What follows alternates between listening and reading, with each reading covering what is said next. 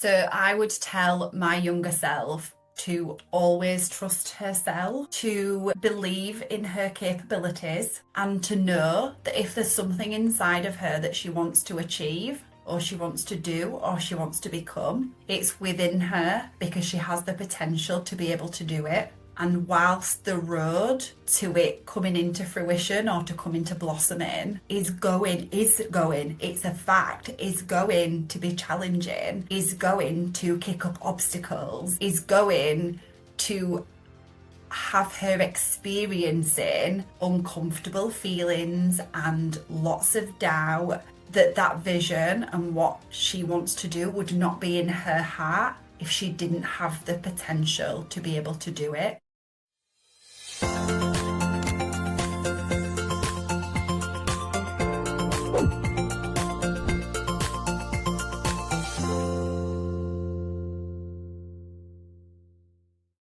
Welcome to the Allow Yourself podcast. And today we have an amazing guest. Her name is Becky Farrar. She's in England right now. And she is an identity and self leadership speaker and the creator of the Fear Theory, a framework that explores how people respond to fear as their identity evolves. Sound interesting, right? Yes, we'll see that now. With over 2 decades spent developing confidence and resilience through her award winning dance academy, Becky's work has always focused on what's happening beneath the surface, how people think, feel, and respond when they're stretched beyond what feels familiar. Her approach blends lived, lived experience with nervous system awareness, helping people understand that fear and self doubt aren't signs to stop, but signals that something meaningful is changing.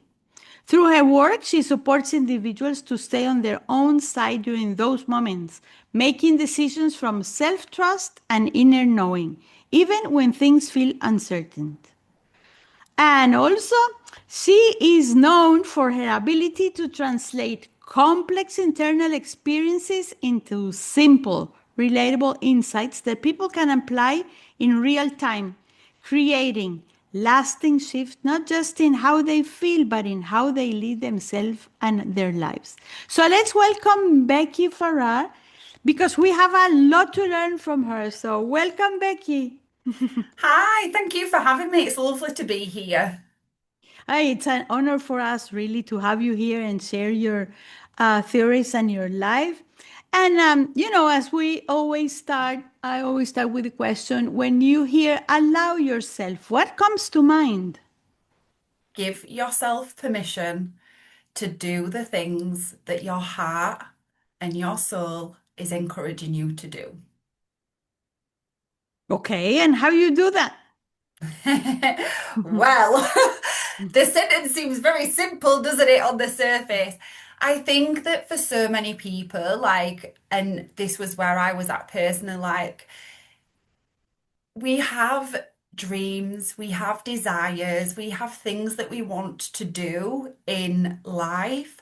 But whenever we want to do something a little bit different, or we want to make a change, or we want to grow or evolve or expand, the first thing that's going to come up is the voice that tells us not to do the thing.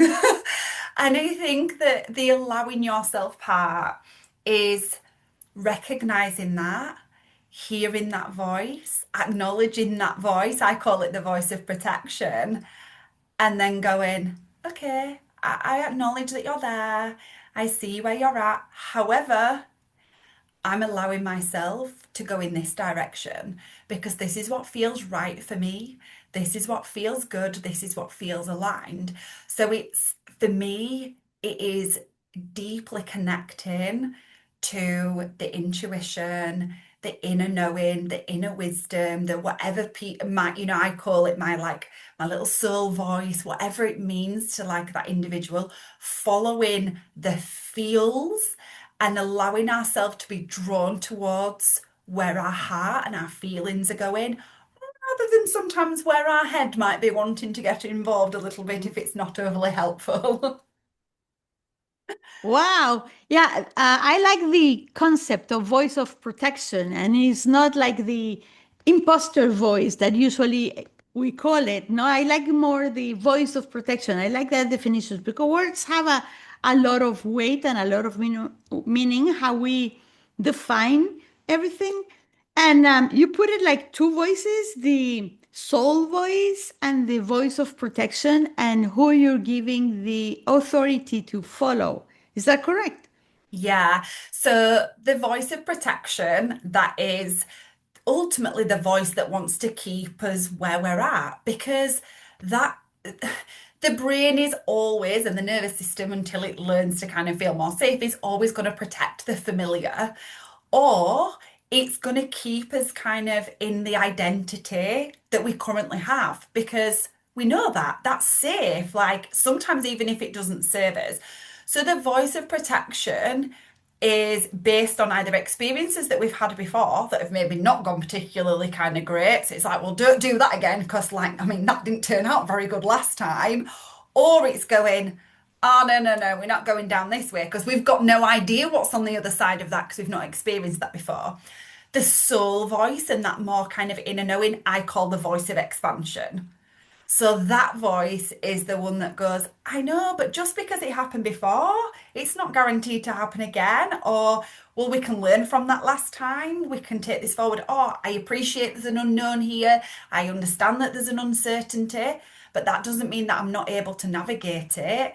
So the voice of expansion speaks towards the possibility, the potential, the growth, the evolution, the like almost a little inner cheerleader voice, like, why not me? What if this is possible? Rather than that's not possible for you and you're not able to do that. And then it becomes a choice. We decide and choose which one we want to listen to. Beautiful. Oh, I like those two voices, the voice of protection to protect what is familiar. Sometimes, even if it's not a good experience, but it's familiar, we know how to deal with it. It's like we usually say that we're afraid of failure, but usually we are more afraid of success because failure we have we have experienced in the past, and we have this soul voice. But before we can listen to those voices, what needs to happen? Because we're usually in automatic, and this world is fast, fast, fast, and run, run, run, and do, and achieve, achieve, achieve, and Mm. is not listening to what I call it in the chapter 11 of my book, What is the Story I'm Telling Myself, right? Is what needs to happen in order to start listening to our inside voices. Ah, so I love this. When you talk about in the fast-paced world. So I am a huge advocate for what I call an intentional pause.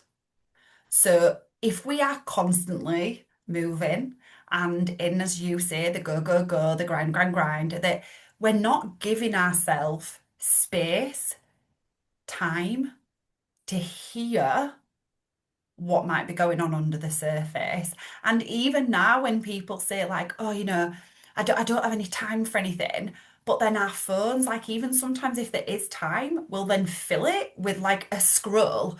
Whereas it's like, for me, an intentional pause is literally that is exactly what it is. It's being intentional to stop, to pause, to go inwards. And that can look different for everybody. So for me, I love breath work. I love meditation. I am a real big journaler as well. There's nothing I love more than putting pen to paper. Again, sometimes if I'm experiencing a wobble, it helps me release what I'm feeling in my head and all those doubts. And then I'll kind of go, right, well, what would my higher self kind of say right now? And so yeah, slowing down and creating space. And do you know, I've said this so many times and I do need to get like a visual for my desk, but I always like imagine like a 1 litre bottle of water and like having glitter in it. And if it's constantly moving all of the time, like the glitter's just going everywhere. But actually, as soon as we put that bottle on a surface, very, very quickly, all the glitter just comes down to the bottom. And there's still the same amount of glitter in the bottle, but all of a sudden we've got this empty space here. And when we've got space, we create space in mainly our mind first to enable, then, in my opinion, the soul, the inner wisdom, the nudges, the intuition, however, what anyone's truth is for them to be able to come through a little bit more. So pausing, slowing down, and intentionally stopping in this world. Because, like you've said, it is so busy and it is so quick. We have to be conscious with our energy. How did you get there? How did you get to the pause, to allow yourself to pause, to stop, to be aware, to because in at the beginning it's very hard to do it by yourself and as awareness. Sometimes the universe teach you if you don't pause by yourself, the universe will stop you. So Ha! Yes. so how did it come to you? So, my personal kind of first real pause was one that was forced upon me, which was COVID. So, I established my own business at 19, and started my academy then. And I was always very driven, very ambitious, loved kind of like that, almost like that high intensity stuff, but it didn't feel that way because that was my normal. I'd always just operated up there in like high achiever energy, massive perfectionist, all that jazz. And I then opened my own studio in January 2020. So my own facility had not been open very long before COVID came and closed it. And that was the first time that I literally felt like I went, like, and it was in that moment that I thought, I've really been operating at a level that I didn't even realize I was at. And I think sometimes because that was just my normal. So when that was forced upon us, and that was such a time of uncertainty for so many people, and that's when I did do listened to meditations about trusting in the process. And because that's all I'd got at that point, like that is literally all I had. I'd spent all this time. It was a 4 year process to save up for this facility. I invested thousands in the renovation of it, and all of a sudden it stopped. And you know what? I can honestly, hand on heart, say it was one of the best things that happened to me, because I think that otherwise I'd have got very easily swept along. I think then I would have ended up hitting that burnout, that really unhealthy sort of balance.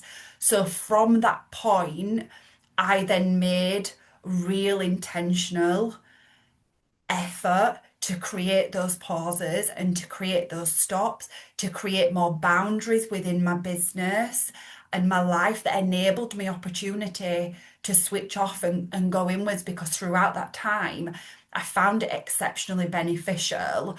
The other thing that's just come to mind actually is a couple of years before that, in 2018, somebody offered me a Reiki healing session. And that was probably the first time from a physical point of view. I remember going in and being up here. It was Easter holidays, I can remember, and I was always up here, but as I say, that was my normal. And I came out of the session thinking, wow, I feel like I'm floating in like the best way possible. But the mistake that I made at that point is that I didn't continue to put myself in that space to allow that. So even though I loved it, and straight away at that time I was like, I'm going to train in this, which I did. I now do energy healing and Reiki balancing, but I wasn't consistent enough with it to keep me there. So I think that's another thing that's super important. It's all well and good having the pauses, but how consistent are we like with them? And now I think I've come to like the opposite end of the scale, that like I am so energetically aware of what works for me. I'm now much like the other way. I look at my old self and think, I cannot believe I endured that much intensity, because I would not be able to maintain that level now. But I also think it's because I've learned to actually distinguish and understand what actually success means to me. And that is, I will choose internal peace. I will choose internal contentment. I will choose internal fulfillment and how I feel on the inside every day of the week over achieving the goals externally. Whereas before, all I'd ever known was how to achieve and strive and go towards the things that we think are successful, actually on the inside can leave us feeling a little bit empty sometimes. So, yeah, but both my experiences, my COVID one was forced.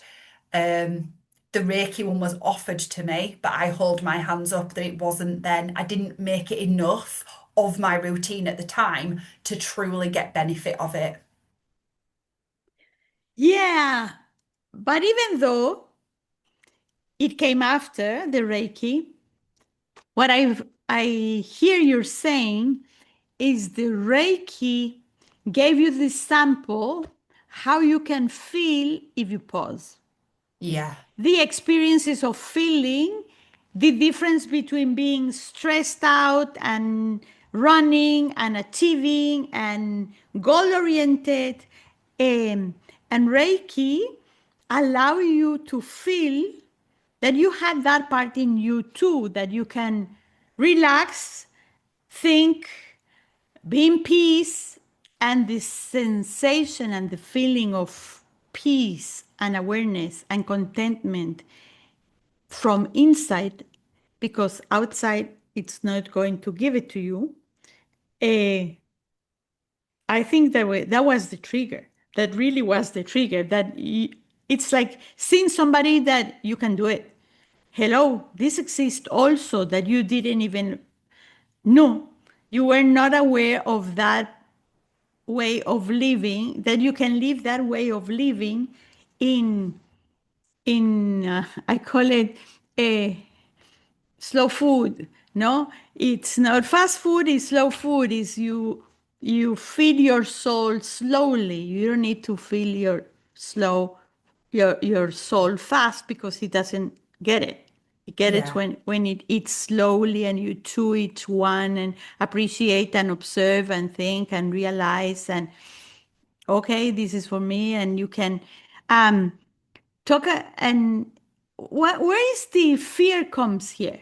Your fear theory, because you develop according to your experience that you were in your dance academy and all this experience that you just told us. Where is the fear coming? Because that may became a big centerpiece in your life. it did. I'll give you a little bit of background. So, as we've then mentioned, that COVID did kind of activate me slowing down more and doing more things. And in May 2022, I was on a mastermind and we were doing some meditation and we were doing some journaling about our future self. And when kind of, we'd sort of come back round and I'd like made some notes and read back what it was there, I was like, oh my God, like that's not what my life looks like right at this moment in time. So all of a sudden, this like visual that I'd got of this life, of the things that I believe that was like my soul going, hey, look at what you could have over here. Like, and it was something that I felt deeply curious to explore. And that I was like, yeah, I think this is what it's about. Because COVID also made me realize it wasn't actually really about the dance. I'd used the dance as a vehicle to support personal development. It's always been about inner work, personal development, creating potential and possibility. But basically, it took me 3.5 years to navigate making the change because it was like I literally say to people it was like the cokey like in out. I'm like, I definitely can do this. Like this is where my soul feels like it's taking me towards, to then going, oh my God, I've only ever known this, I've got to stay over here. um and I'm gonna like I'm gonna tell you two things as well apart from the fear. So one of the things is I'll always go to the universe if I've got like a big decision. I used to kind of go to the universe. So like January 2025, I was like, right, universe, I really feel like I want to make this jump out of my career. Please send me a yellow pig. Like, so I always pick something that's really wild. So I asked for that in January. Anyway, by the time July 2025 came around and still no sign of the yellow pig, but at this point I was listening to an audio in my country park, and the audio said, "You are one decision away from a completely different life." And you know, when something literally just hits you like it's literally speaking to your soul, and I just burst into tears walking my dog because I knew that I was just completely running away from where I was being encouraged and kind of pulled to go. So I made the decision to stop teaching, but I actually eventually stopped with no idea as what was going to come next because I thought if I don't just make the courageous leap and do it, I could just do this for another however many years or so. So I stopped teaching in November 2025. And in my heart, I was like, I want to support people with personal development. I didn't know what that looked like. I didn't know how I was going to do it and in what way. But I kept coming back to, I feel like I'm here to use my voice, to talk, to speak. And then in January 2026, I was invited to an event called Inspire. And I was like, yes, Inspire, that's definitely my sort of place. And I was offered opportunity to share a little bit of my story and something that could help people. And again, I went inwards. I did a little bit of journaling on it, and it was like, what is the thing that has been most impactful in my life over the last 3.5 years? And it was fear. I was like, that is the thing that has kept coming up again and again and again and again. So I started to think about how I could support people to understand that the fear is there, but we've got to look beyond the fear. So that's where the fear theory kind of came from. And then a few days later, I was going through some old journals and I found a journal from 2003. And in that journal, it said Becky Farrar will be known for the fear theory. And I thought, oh, well, I don't believe in coincidences. So I'm rolling with the fear theory. And I'd got a few notes from 2023, like about the framework and what each different kind of letter could represent. And I basically used a few of the things. I genuinely forgotten that I'd wrote it. So that to me is when I believe you're really in your heart and soul space, when you're like, I don't remember doing that, but it was there. It was my writing. And so I just spent a little bit of time putting the theory together. And it was only a really short space of time that I had. I only had 5 minutes on a stage, but it was long enough to be able to share. I actually think that fear comes up when we're on the cusp of growth, when we're experiencing an identity expansion. Because when I looked back, all of the times in my life where I'd experienced fear, and like fear comes up in like loads of different human ways. So like the ones that like the first time I ever experienced it was when I quit dance college at 18. But that identity expansion at the time was massively through self-doubt and comparison. Like I was put into an environment that was so beyond where at that point I was able to cope with. I ended up quitting dance college after 3 months, but I always maintained it wasn't that I wasn't capable. It wasn't that I didn't have the potential. It wasn't that it wasn't because I wanted to be a professional dancer. It wasn't that I wasn't able to do that. But nobody had actually taught me how to use my mindset. Like I'd never been taught about how to acknowledge and use these, which is then what I did within the dance academy. So when I set up, I basically took all of the things that I felt like I didn't have and put it into that. So that's what became kind of the dance academy, was a personal development and well-being focused space. So then all I've kind of done really is take all what I've done there and move it into this next chapter. And I'll be honest, as I'm sat here, I still don't have the answers. I don't. But because I do believe in the things that I believe, I've said to so many people, I genuinely think I've got to live the thing that I'm going to help people with. So, what I do know is that whilst week by week, things are uncertain for me, even now, I can say, which I'd said earlier on, from an internal point of view, I am more fulfilled and more content and feel more peace now when my externals are uncertain than I ever have done in my life. And I think that's because I'm really connecting truly with who I am and what matters to me and aligning with like literally my soul rather than maybe moving through life the way that society or expectations kind of do. It's It's a very interesting story because what I'm listening, okay, just correct me if I'm wrong. You trust the process, and that's the kind I am at that point too. But it's we take it today as granted, but it's not. We have developed it, and we have overcome a lot of situations that we can overcome fear. Okay, to allow ourselves to not only to bring things in our lives, because the word allow ourselves, people usually think that it's just to receive and to allow in, but the allow, as you telling us in this podcast, is more allowing yourself to let go. Let go the school, let go all the others. And you felt it in, especially you were not prepared for doubt and comparison. It's like you're unique and you cannot. I always say, if you want to be frustrated, compare yourself. Because there is always better from you and there is always worse from you. But you always compare yourself to what you are not, and instead of seeing that as a possibility to grow. So you have your own path, your own rhythm, and your own specialty, right? Um, and what I wanted to say is that, again, like your Reiki, is the universe give you the opportunity to feel what is to inspire, even if it's for 5 minutes.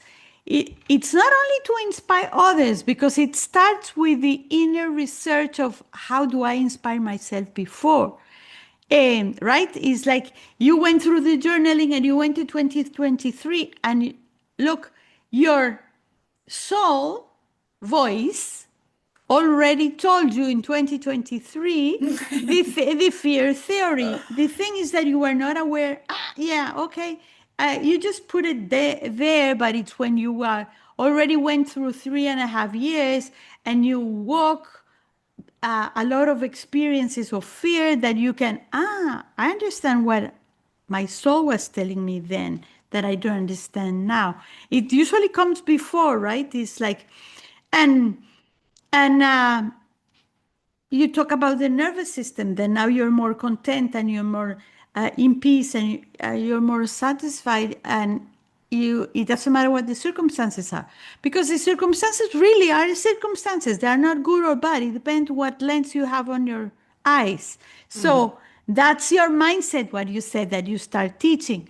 And and um and it's so thin the line when you just move to your mindset.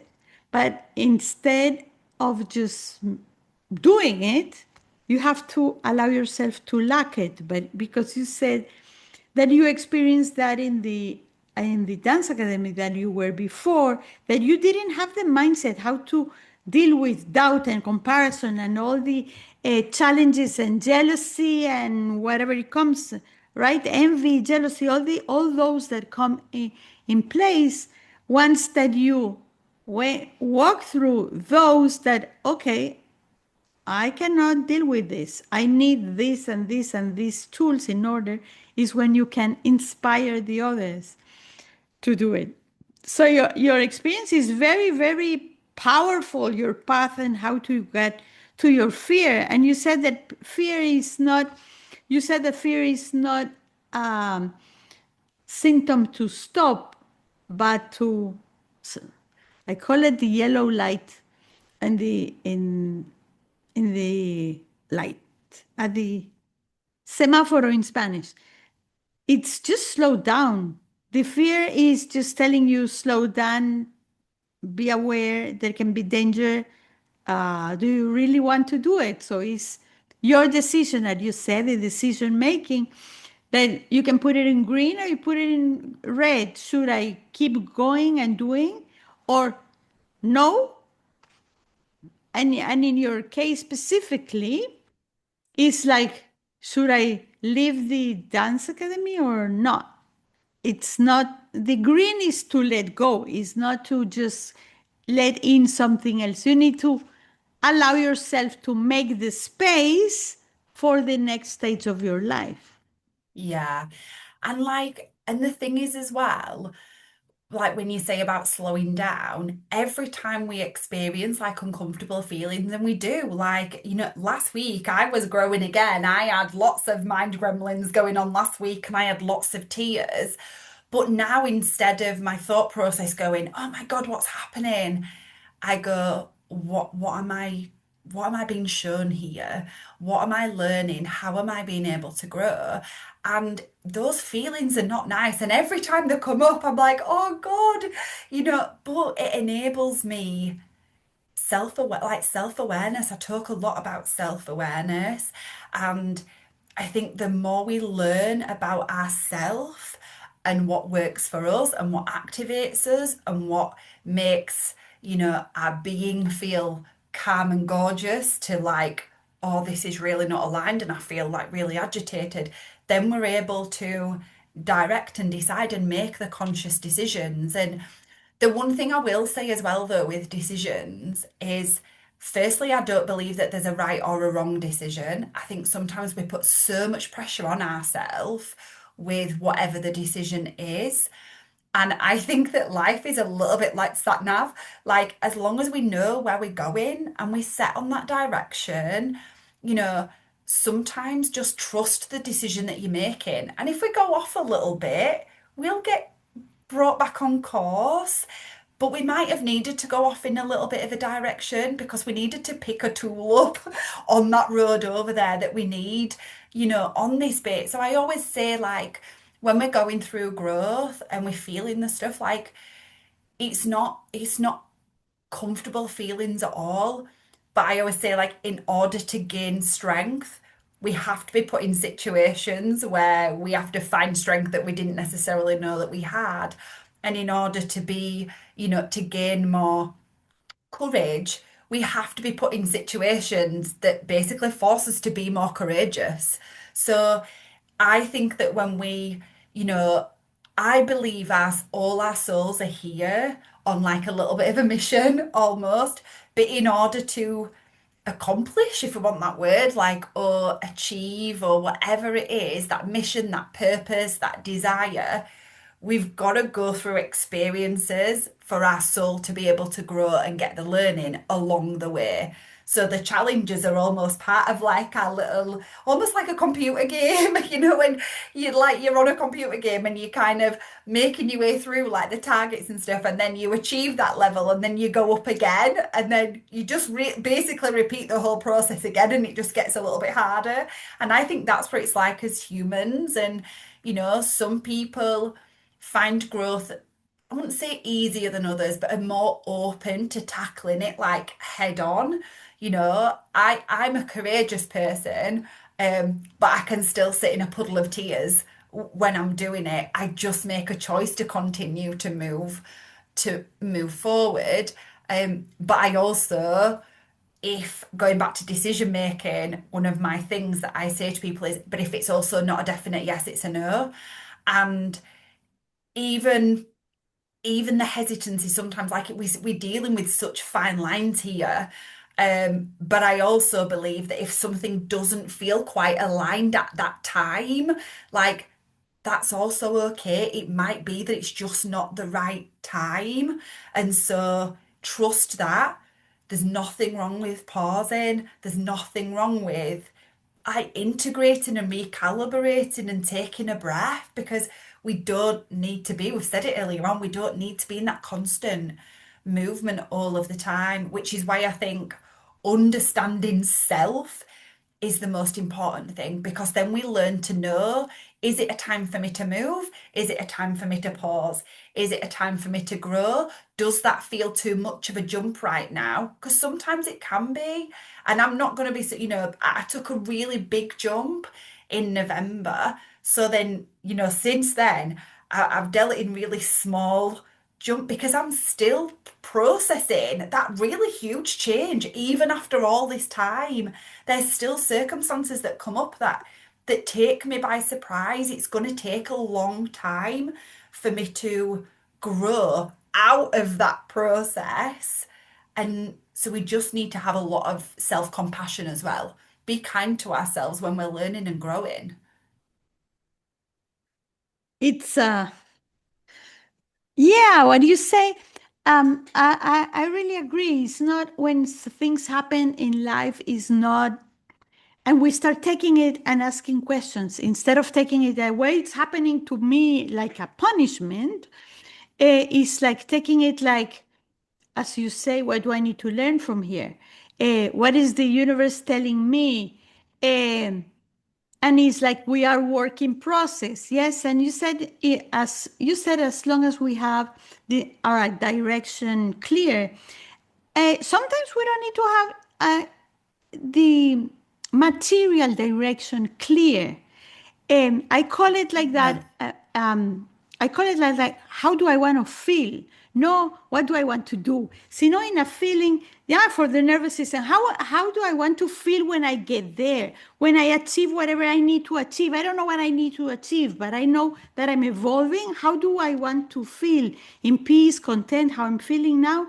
Okay, so it will take more time. Patience is coming in into it. You call it, you feel not aligned and you feel um, weird. I don't know what word you said, that it's not, yeah, align in the decision making. I call it, um, I call it, what bottom did it touch me?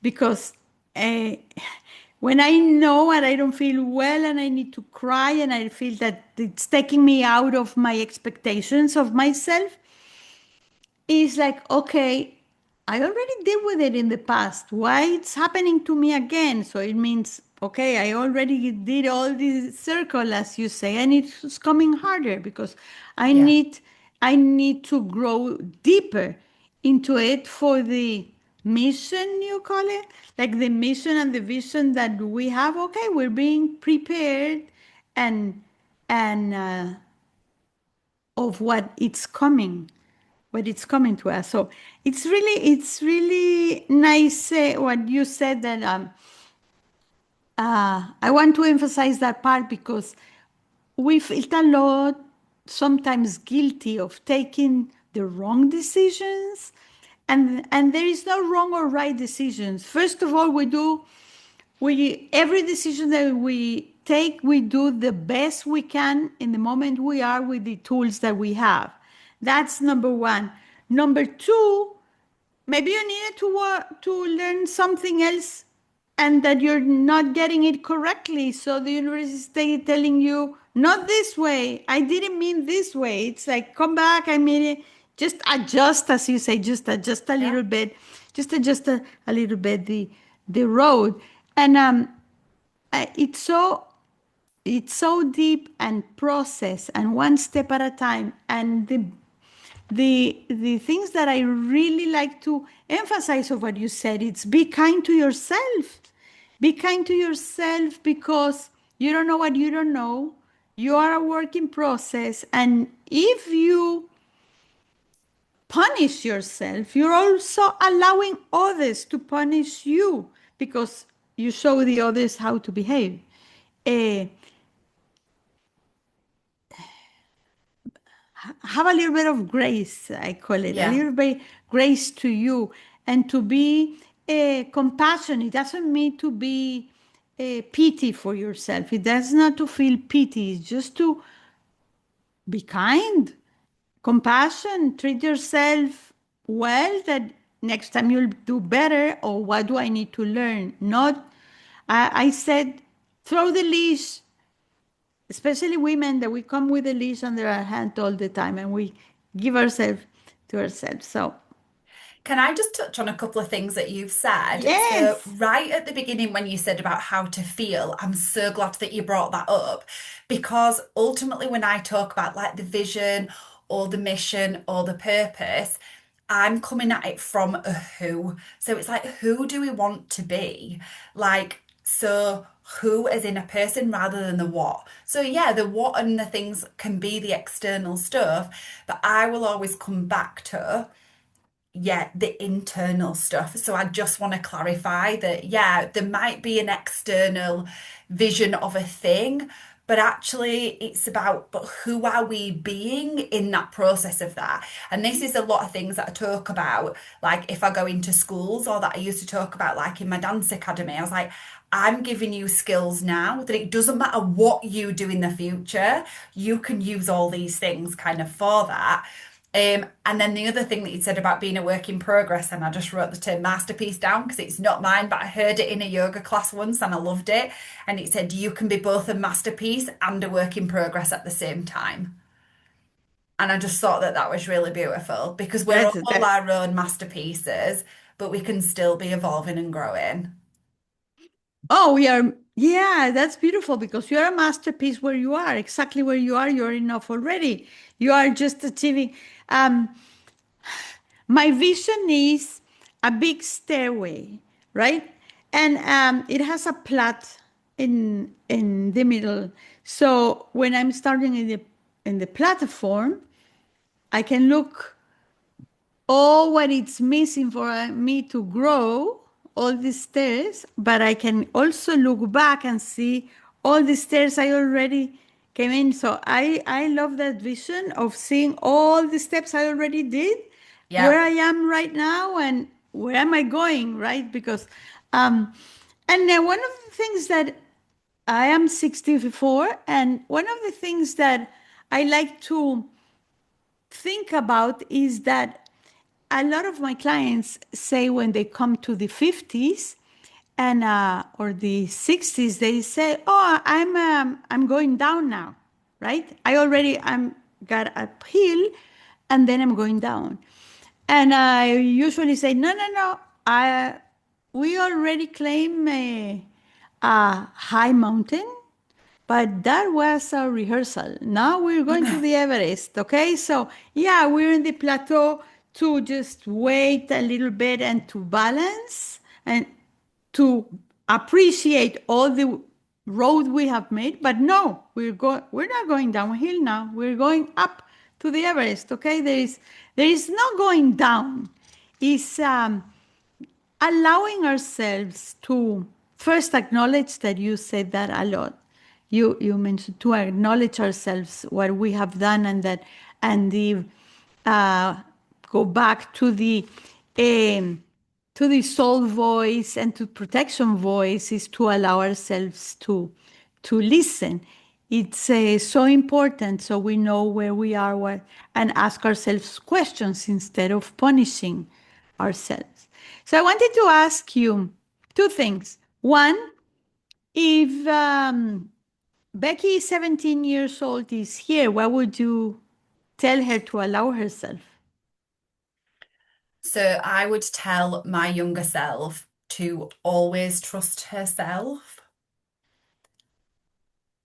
to believe in her capabilities, and to know that if there's something inside of her that she wants to achieve, or she wants to do, or she wants to become, it's within her because she has the potential to be able to do it. And whilst the road to it coming into fruition or to come into blossoming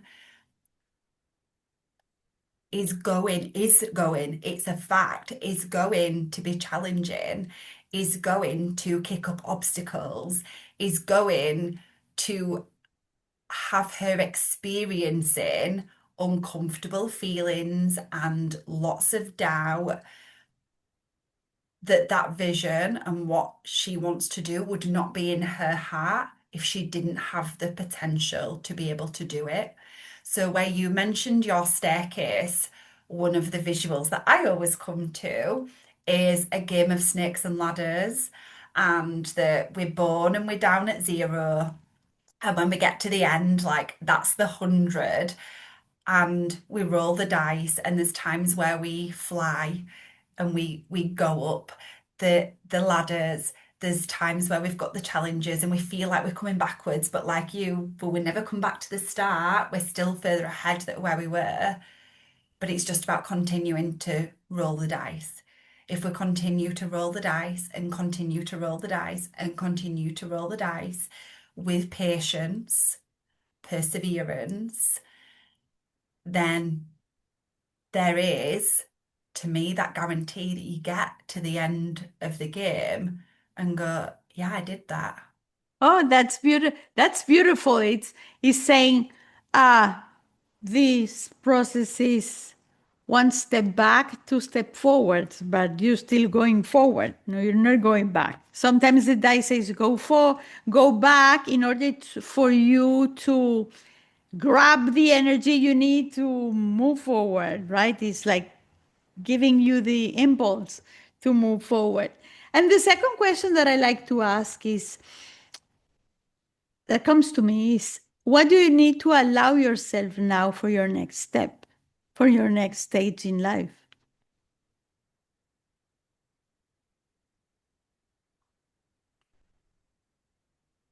I need to allow myself to continue to work on my self-trust because I am a visionary and I'm exceptionally passionate, but I need to allow myself at times the compassion, even more so than I talked about, to continue to trust in the process. I need to allow myself to always go inwards when things get a little bit noisy, to allow myself to journal on the things that feel challenging because that supports me to release them, and then allow myself to get lost in what could be, to allow myself to dream big, to allow myself to connect with the possibilities, because that's the only way that we can really actually wholeheartedly grow, is to fully allow ourselves to be all of the parts, the potential parts, the possibility parts, the teary parts, the feary parts, like all of it. It's to remember to allow myself to acknowledge all of the parts of me that come up on this journey and this process to wherever my heart and my soul are taking me to. Wow, that is beautiful. Beautiful. I need to allow myself to continue to work my self trust, trust in the process, to journal, to pause, to release. But I really connect to the allower. I connect to all, but especially touch me the allow ourselves to be all the parts that come up because we tend to we were domesticated or trained to allow ourselves to be the good parts and let Jung talk about that a lot, to leave our shadows on the side. And it is not until we really collect all our shadows and all those parts that come up and put them together that we really can be ourselves what we are meant to be, right? Wow. Absolutely. Well, Becky, it's already one thing. We've been talking like an hour already. So thank you very much. We can talk here for forever. It has been so a pleasure and such a nice conversation. And I hope that our audience can learn a lot about what you just show us and share with us about the fear theory and all the other things. And where just tell us where can the our audience can find you. So Instagram, Becky Farrar Speaker, is the main place because then people can kind of see my work. My website is currently in being built at this moment in time. And just before we leave, because I don't want to forget about it, so going back to the self-trust aspect, when I was telling my story about asking the universe for a yellow pig, and I said it didn't turn up before I'd made the decision in the country park. So I made the decision in July 2025 to finish teaching. And then I went on a holiday in October 2025 to Portugal. And in a little gift shop, I came across a yellow pig. And I actually like completely started crying in the middle of the gift shop. But that was a moment for me that I was so grateful. Well, obviously it did turn up, but that it actually turned up after I'd already made the decision, because what that did give me evidence for is I do trust myself. And when the time is right, I mean, look at this little dude. And I called him Winston because I thought, well, he's like a representation now of my inner wisdom. So the yellow pig did turn up. So yeah, for people that are listening, like keep that self-trust going. And I always say as well, and I've got it on my office wall so I don't forget, like we can have fears, but we can still be fearless. Beautiful. We can have fears, but we can be feelers too. Yeah. That's really beautiful. Yeah, because it's not about not ever feeling the fears. It's about learning to bring them with us, and my fear theory is focusing on your future self. Who do we want to be? E is expansion capacity, learning to recognize, understand, and navigate in our emotions as we grow. A is aligned action. So, this is when we're either taking an intentional pause or our self trust and our courage combine and we take that one small step forward towards the future version of ourselves that we want to be. And R is reinforcing our identity because the brain loves repetition. So the beliefs that we've got now are just because we've repeated them for so long. So by repetition and reflection, we strengthen and stabilize the version of ourselves that we want to become. So throughout using, when fear comes up, if we go through that framework, but who do I want to be? What am I feeling right now and why? What's the next aligned step that would align me with the future that I want to be, and continue to do that to build the identity of that future person. And it just becomes a process that we go through again and again and again. Wow, that's really, really powerful. I call it a juicy nugget. This is for everyone to have it and go through the fear, focus, expansion, action, align action, and reinforcement with repetition and reflection. It's beautiful. Thank you very much, Becky, for your sharing your heart, sharing your wisdom, being so open and so um and teaching. Even if you said that you live teaching, this is a Yeah, teaching. it's a This, different form. yeah, it's a different form of teaching, and another form of teaching is your modeling, right? Your role model of what you're doing and your mindset, and it's possible. And even if you have a lot of tears, just allow themselves to come out, because they will irrigate the plant that is coming up uh, out of you. So thank you very much. Is there any other advice or something else that you would like to say before we close? Yeah, it just reminded me when you were talking about the tears. So the thing that I said to my friend recently is that, because ultimately tears are a release, right? But now when I cry about something or I'm releasing something, I say that my tears are watering my potential. So if you're Yeah. someone that's experiencing like a lot of emotion, it's like just imagine that it's like watering the seeds of potential that you've got. Because for me, I believe that all humans are like seeds. Like that we all have potential to flower in whatever way that looks like for us. But it's about whether we're in the environment and doing the right things and taking care of ourselves for that flower to fully blossom and bloom. Beautiful. So thank you very much. And thank you for the audience to listen. And I hope you get one nugget from all this conversation. And remember, the allow yourself is not a one time thing. Is a process, and you're owing allowing yourself to in or to let things out, to achieve or to let go, and especially allow yourself to rest, to pause, and to be You're truly you. So thank you for listening and till the next time.